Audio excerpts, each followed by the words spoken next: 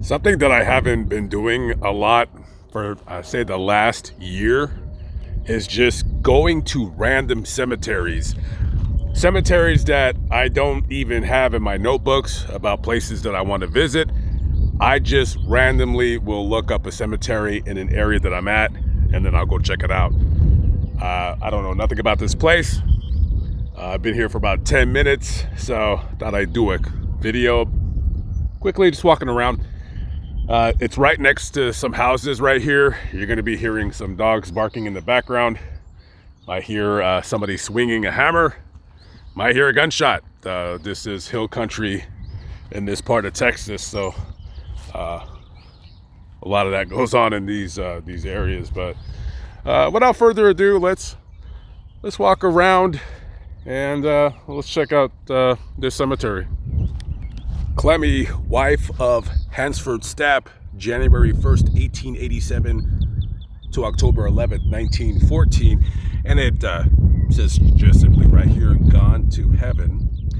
And she's buried next to her husband, who right here is John Hansford Stapp, and his second wife, Verna Irene. And as you can see, the different styles of monuments, just pretty much showing you the periods in which both people died. Clemmy, she was only 27 when she died. She died of sudden heart failure. And John right here, he also has another stone. He was a veteran, World War I, Private 312 Repair Unit. And his second wife, Verna, and John together, they had a boy, John Jr. This is him right here. He died when he was only 2 years old. And his cause of death simply says burn. So I don't know what happened there.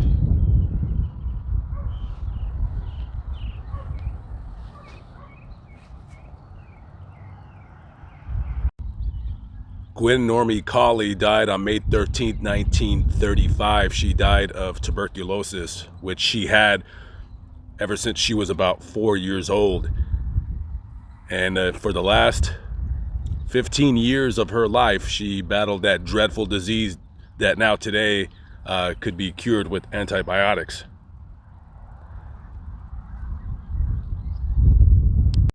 I just seen this on the ground right now, and I was gonna repair it really quick. I think it would be an easy repair, but people were leaving coins right there. So, and those coins have been there for a long time. So I think I'm just gonna go ahead and leave it. But I can't read the inscription, but obviously this person was in the military, which is why people leave coins. It depending on your rank in the military, if you have served, you leave a coin denomination depending on your rank compared to the person that you're visiting.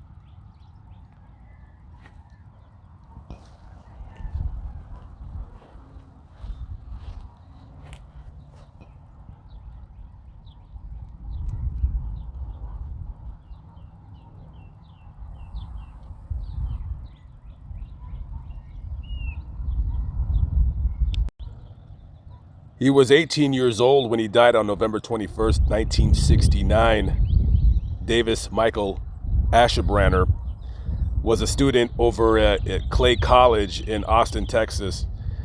And the death certificate was very, very hard to read. Sometimes these doctors' handwritings are utterly atrocious. I actually had to send it to my transcriber so they can try to see what happened. And all we can come up with is he had diabetes, and it says something about cerebral edema and brainstem, but really something to do with those things ended this young man's life.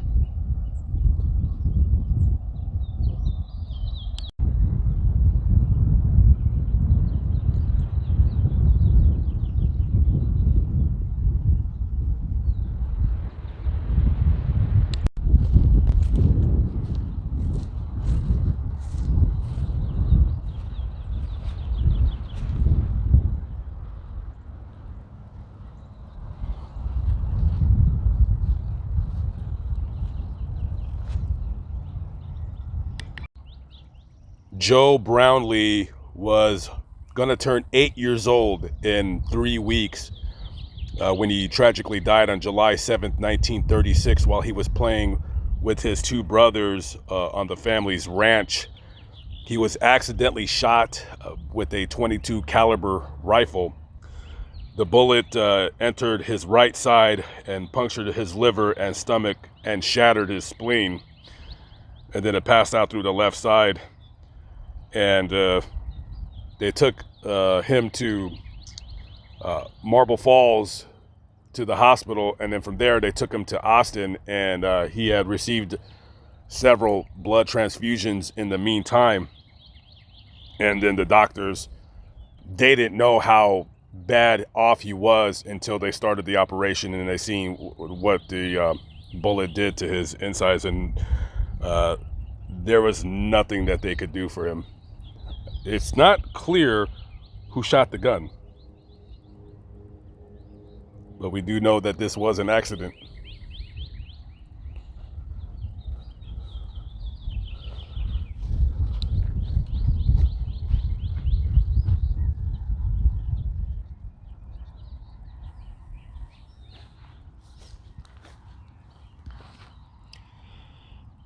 This is probably one of the brothers that was playing with him when the shooting occurred.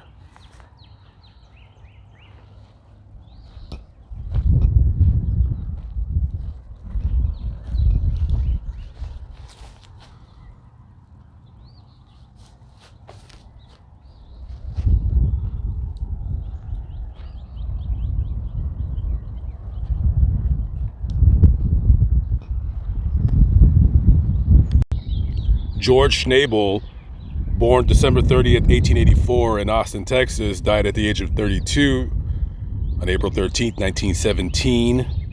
He died of some form or another of a heart ailment, and for a living, he worked at a grocery store, just a regular guy working at a grocery store. And this would be his brother right next to him, who died about almost 50 years after he did.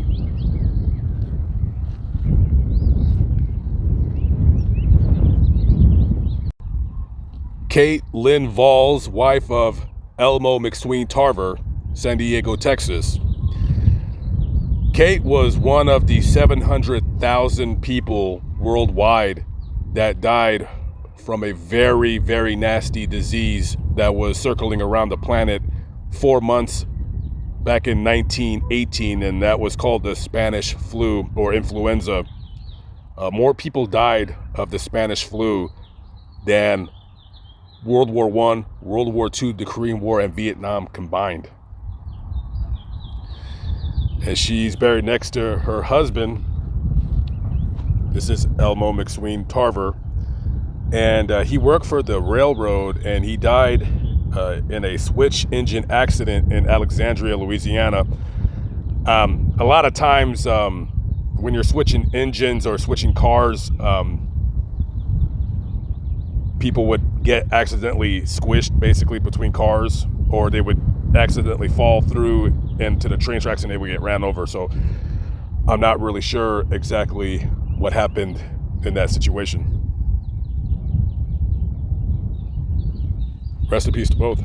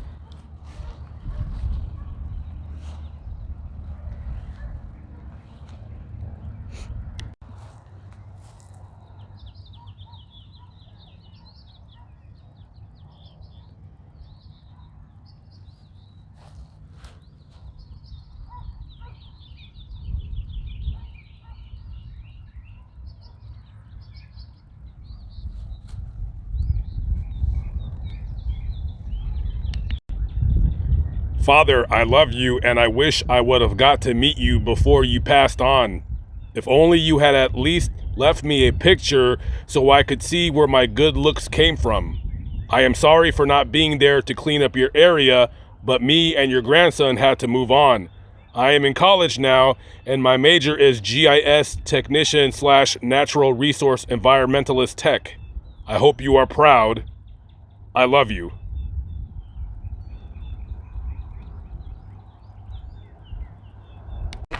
Sadly, now I must depart. I have to hit the road. I gotta go further on down, close to San Antonio. I did not plan on stopping here, but about 2.5 hours later, here I still am. Live but not live, still alive by the grace of God. Lamont at large. I'll see you in the next video. Peace out.